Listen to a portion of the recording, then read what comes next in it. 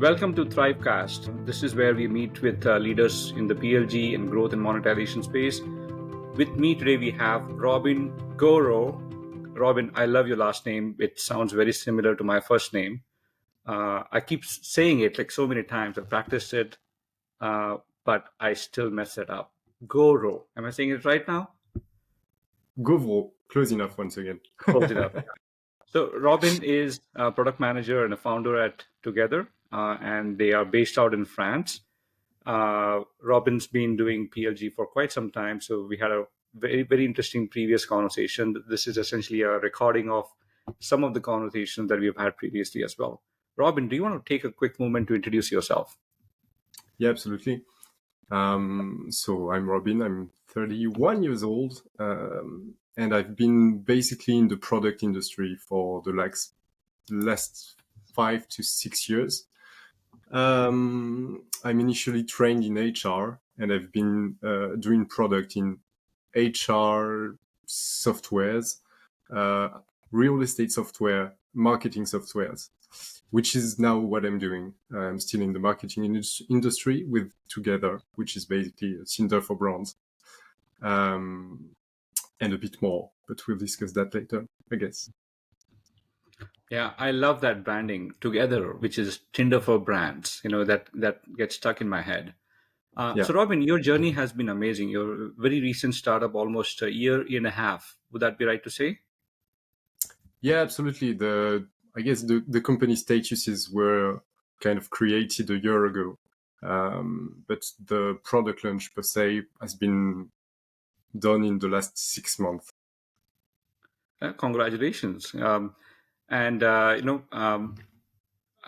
went to your website some time back and I was very interested to see, there's a sign up button, although there was a lot more French on the website. So I had to go translate that.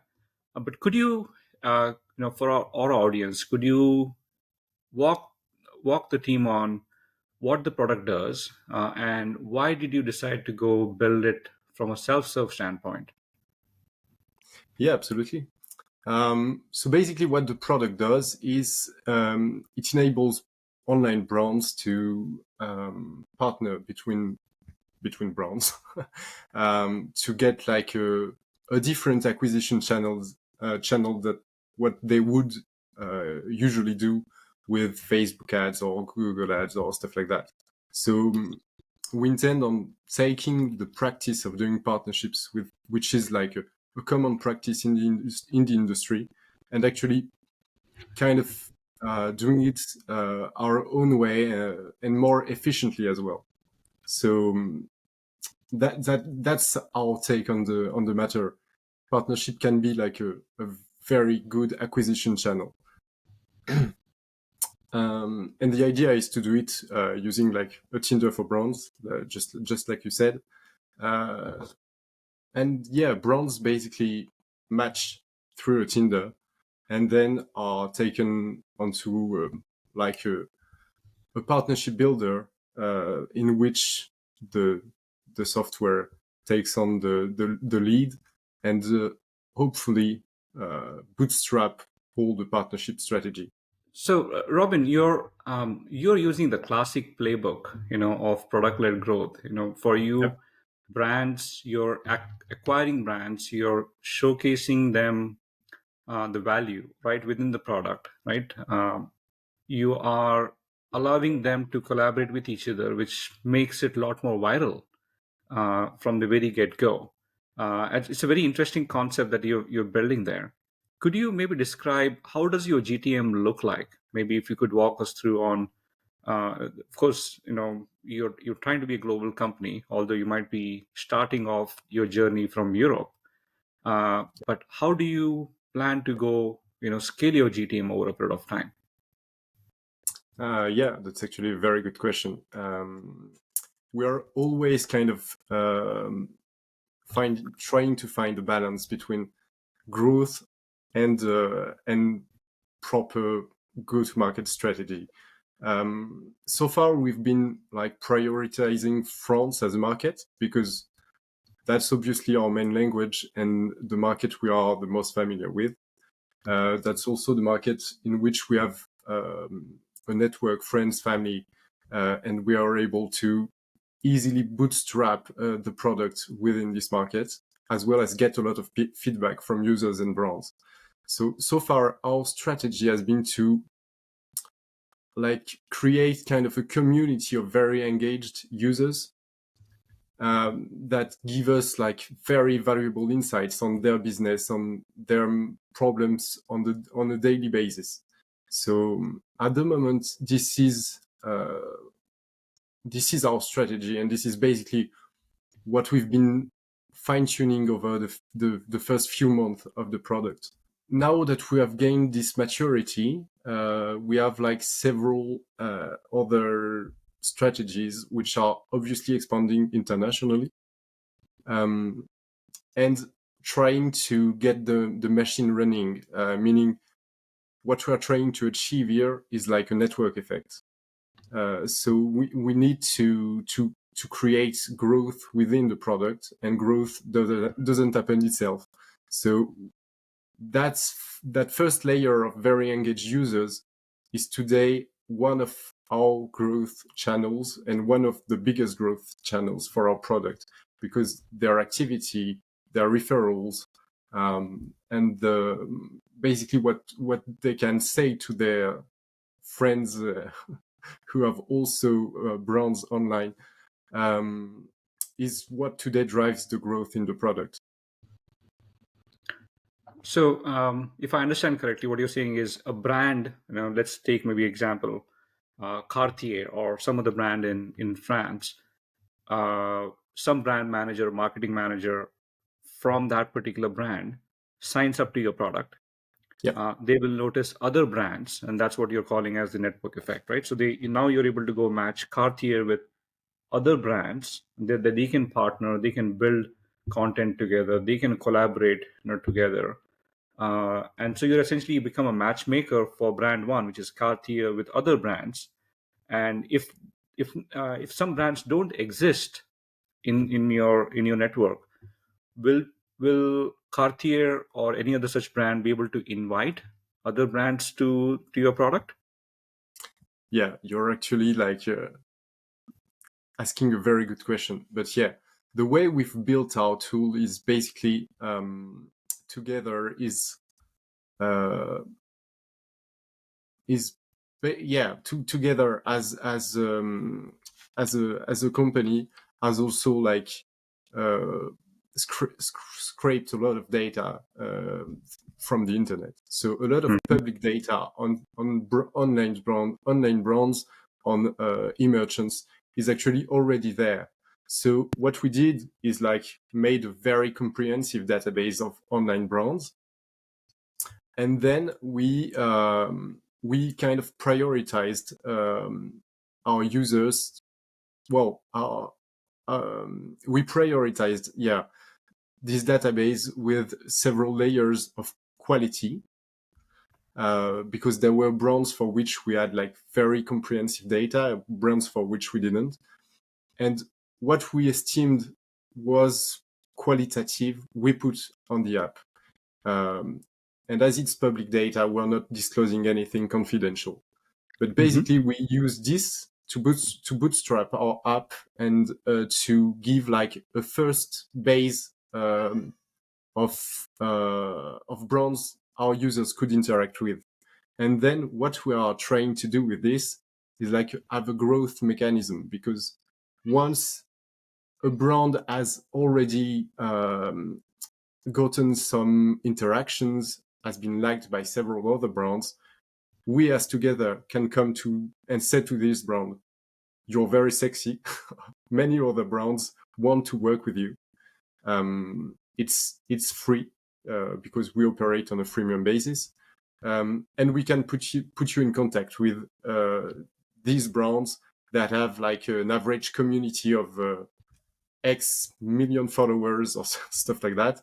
And we emphasize the value we could provide to the brands that are not yet onboarded on Together.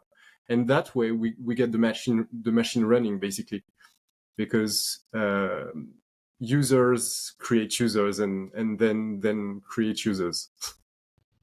So how does the first user come into play? Meaning, let's say, uh, if I understand correctly, you have scraped the internet. Let's say you now have Cartier's brand within your product with all the public information, but the brand Hmm. manager of Cartier, the marketing manager of Cartier, is not right. He's not yet a user within the system. So how Yeah. do you acquire that user? How do you acquire the first brand manager from Cartier, even though they are part and parcel of your your product database, right? Yeah. They are not yet a user, so how do you bring them to your platform?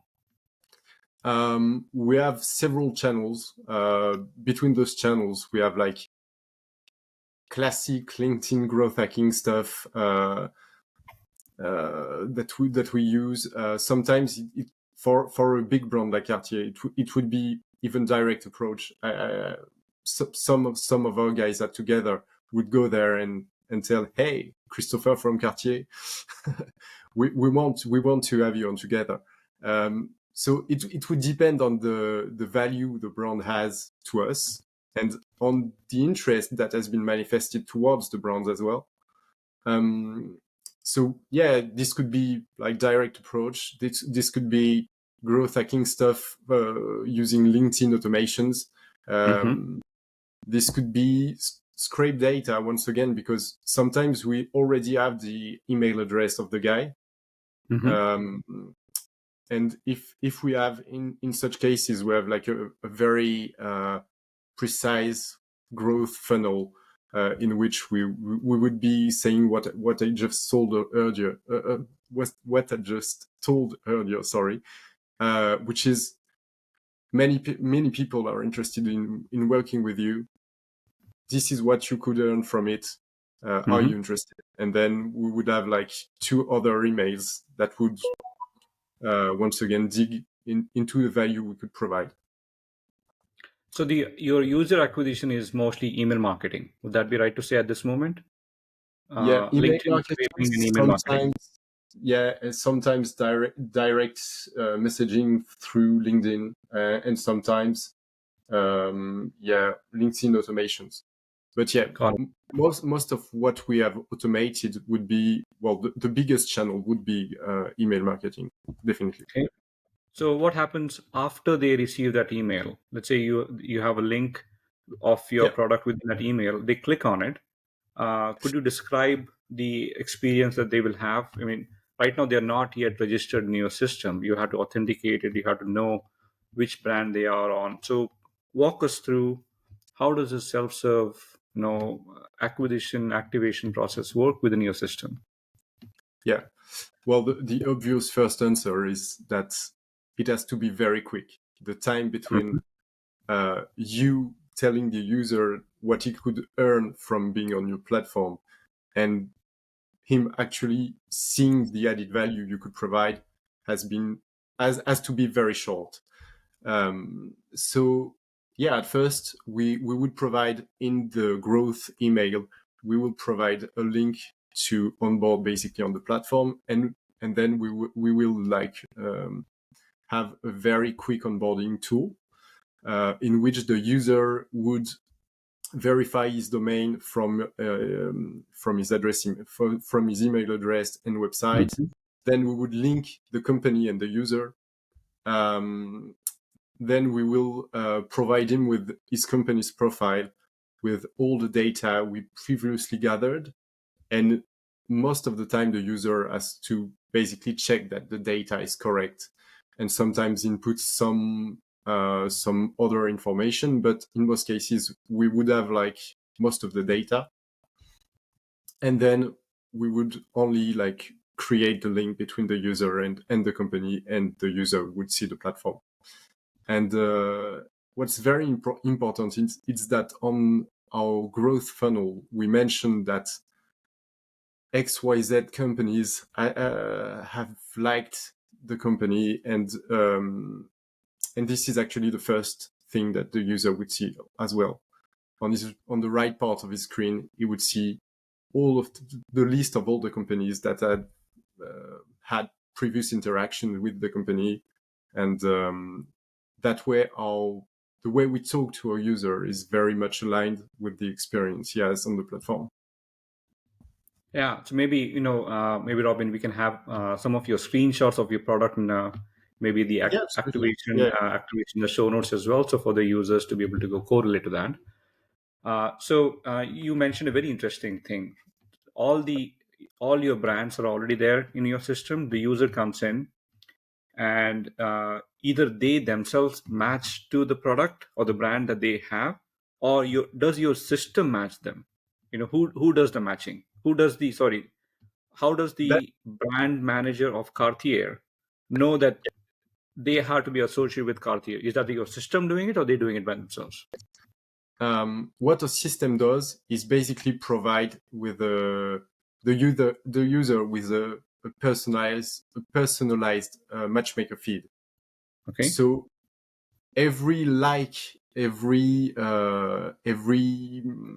interaction a brand would have with another brand would be from a manual human action. Hmm. So we're not the ones deciding if your brand can match another one or if it's very relevant. We have like insights on how it could be interesting, and that's why we suggest stuff. But the liking in itself will always be a human action. So that's Hmm. why it was very critical in the early days to get like some kind of critical mass of users, because they are the ones that provide value actually. And what's very important in our growth acquisition flow is that we are not relying on anyone liking your brand. It's a real human that did it. So that's why it's quite easy to make some acquisition. It's because the Hmm. value we've told our future user, our prospect, in the growth acquisition emails is basically created by real users, and it's very transparent, and yeah, that that's very like the value is already there. So it's kind of an easy shot. Yeah. Makes sense. So, are you planning to have like a left swipe or a right swipe sometime later within your Yeah. product? Yeah. Or you Yeah. already Yeah. have? We already do. Yeah. Yeah. It's Super. exactly the same matchmaker as Tinder. That's a good way to think about it. So now that you're collecting so much of data about the users' likes, and the brand matchmaking, and so on and so forth, how do you, first of all, how do you collect this information? Do you collect and store that into, on a UI based, some kind of, you know, product analytics store like Panel or something else? What mechanisms do you have in place to collect, store, and analyze this information? I'd say we mostly have two.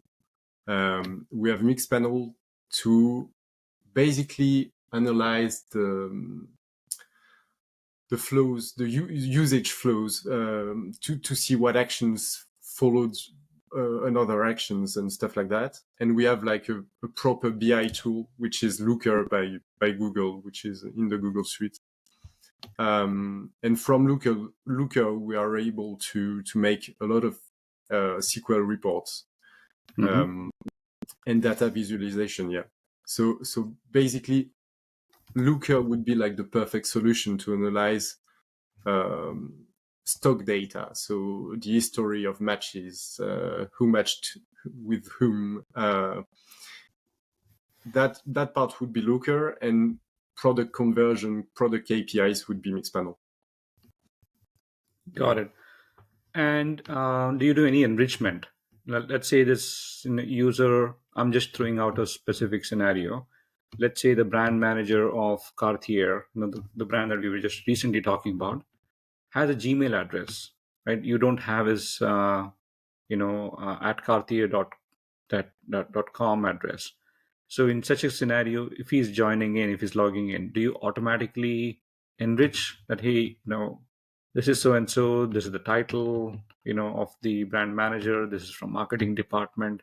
Do you run any automation by itself, or is that the user has to go fill that information? No, we would enrich most data, but what's interesting in your example is that we have like several security layers before signing up, because if someone was to ask the permission to get Cartier's page with a Gmail address, we would block him. And then we have like a whole mechanism of shadow banning people so that they Hmm. don't know that they are banned, or that they will be unblocked. So we have like a whole caching mechanism.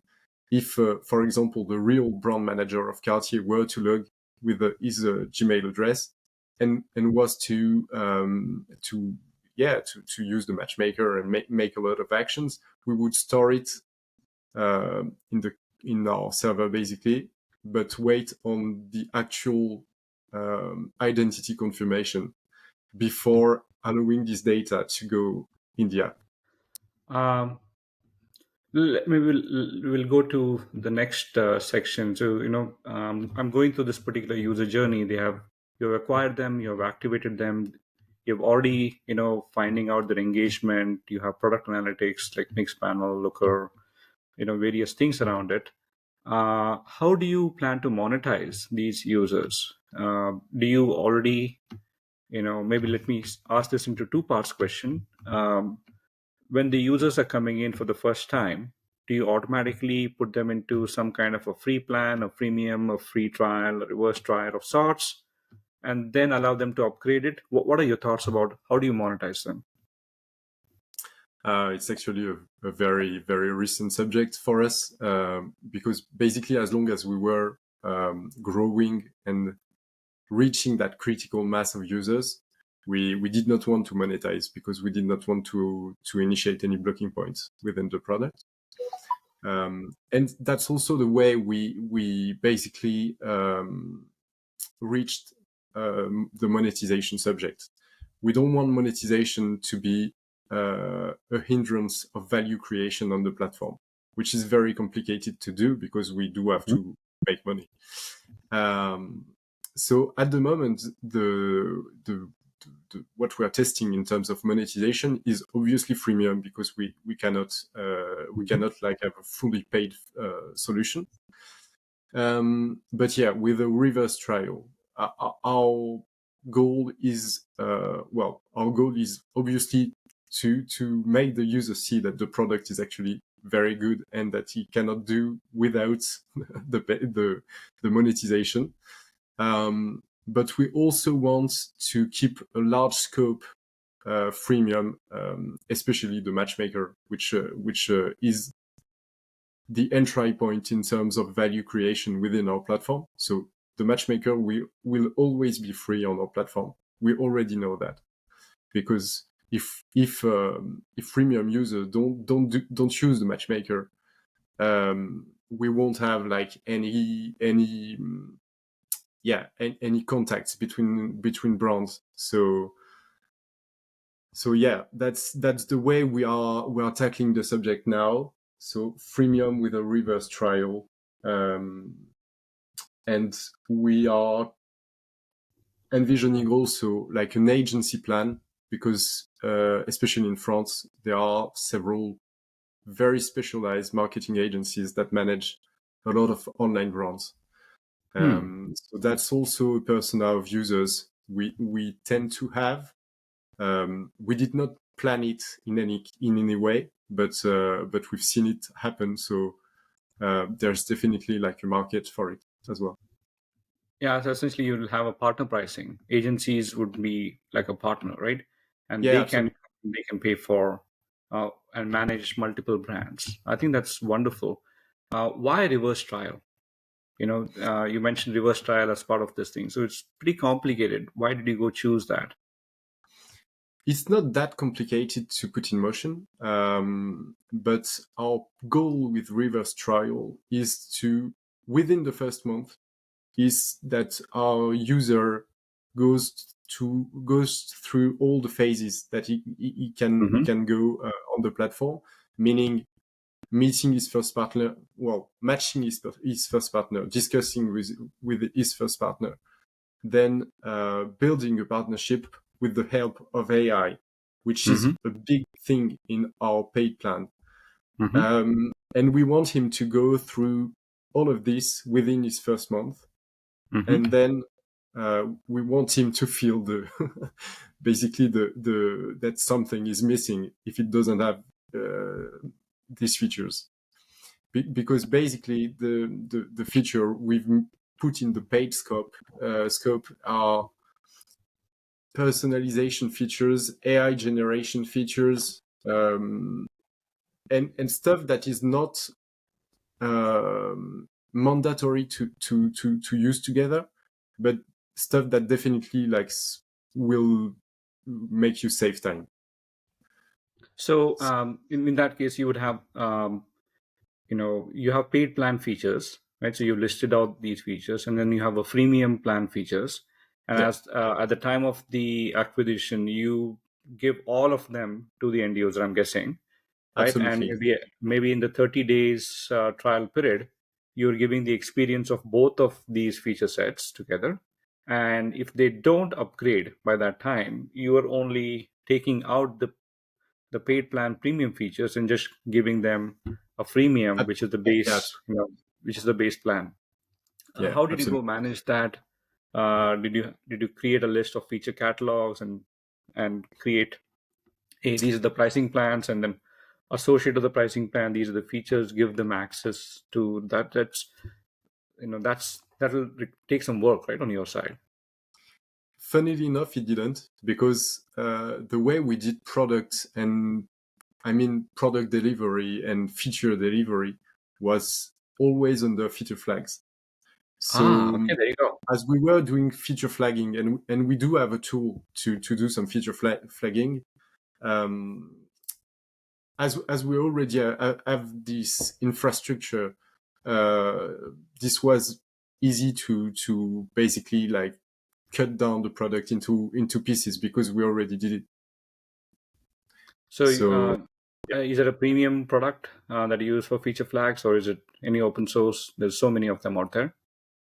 yeah, we actually, when I started to work with together, I had this discussion with my CTO very early on, and the same day I saw that someone was putting such a product in beta.